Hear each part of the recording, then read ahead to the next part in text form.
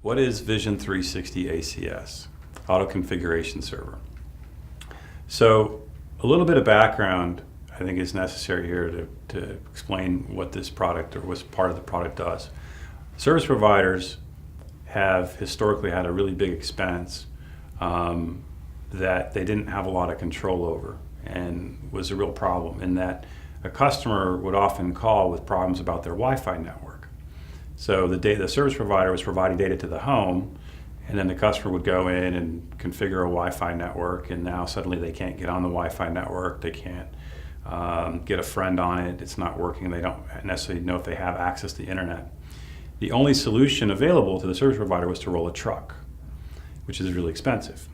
So based on that problem, the ACS was born. And from that, we have a protocol, TR69, that essentially allows for remote management of a device in the home. So today, a lot of the residential gateways and other things that are installed at a house are TR69 compliant. With the ACS, which is essentially the management system that front ends those appliances, the service provider is able to remotely connect and do some basic troubleshooting and resetting of the TR69 compliant device, whether it's again the DSL modem, the cable modem, the ONT, or the gateway. What we've got is a fully integrated ACS into the product, so that as the TR69 compliant devices are assigned to the end user, the subscriber, that just becomes another device in the inventory that's assigned to that customer.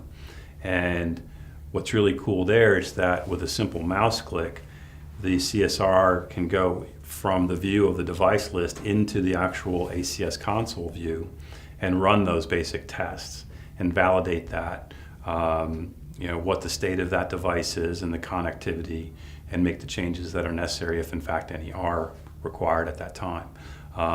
So it saves the truck roll, very good return on investment there, and a big part of the product portfolio now. Definitely something that we see a lot of future growth with as we look forward.